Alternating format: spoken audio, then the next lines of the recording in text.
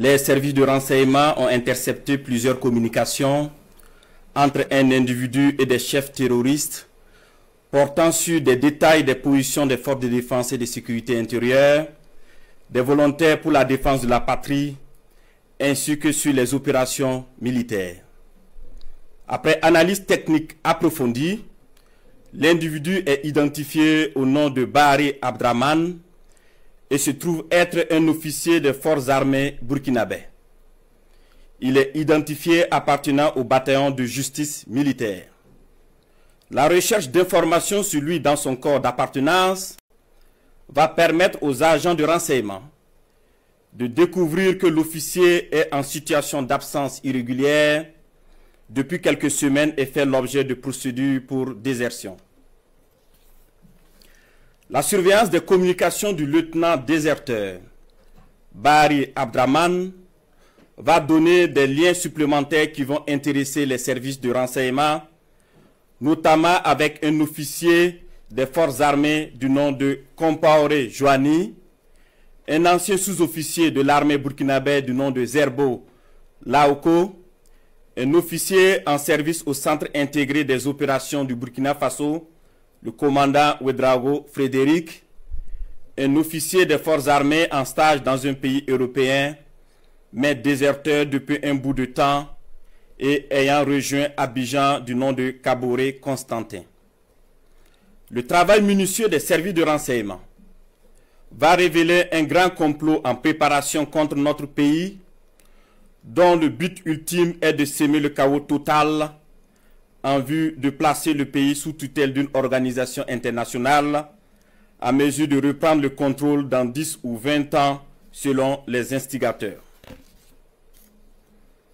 Des informations sensibles ont été passées aux terroristes en vue d'accentuer les attaques contre les forces combattantes et les civils dans le but de susciter la révolte contre les autorités. Aussi, d'autres stratégies ont été développées pour désorienter les services de renseignement afin de les amener à faire des arrestations massives au sein des forces de défense et de sécurité intérieure et espérer ainsi créer des frustrations et un sentiment de peur. La manipulation est menée également à travers des messages diffusés pour susciter injustement certains et d'autres messages envoyés à des chefs de corps pour leur faire peur en indiquant qu'ils seront arrêtés car étant sur une soi-disant liste noire. Des leaders religieux et coutumiers ont été sollicités pour convaincre certains officiers de s'engager dans cette mission funeste. Ce fut le cas malheureusement du capitaine Ouedraogo René David, en fuite actuellement. Dans le même ordre d'idée, des VDP ont été contactés pour démoraliser leurs camarades et de l'argent leur a été envoyé pour cette basse besogne.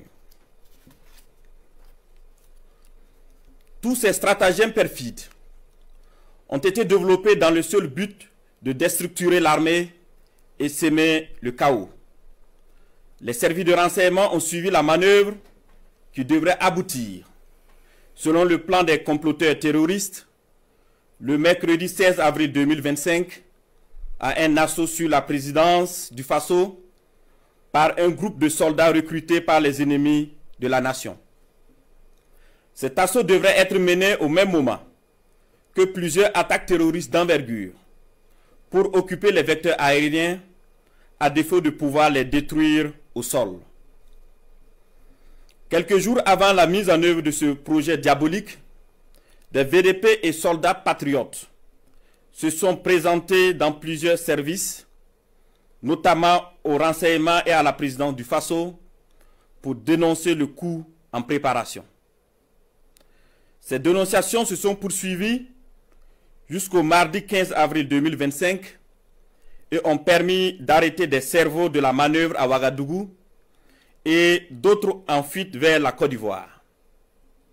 Il faut noter que les cerveaux à l'extérieur du pays sont tous localisés en Côte d'Ivoire, y compris le nommé Bahari Abdraman.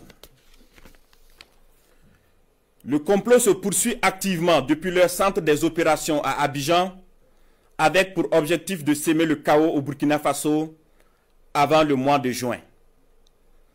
Les services de renseignement poursuivent leurs actions de surveillance et tiendront l'opinion nationale au courant de toute évolution de la situation.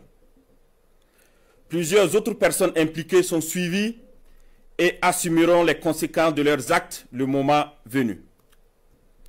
Nous invitons les populations à rester sereines et vigilantes et à signaler toute activité suspecte.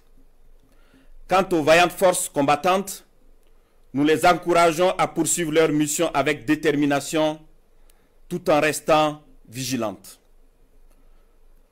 La patrie ou la mort,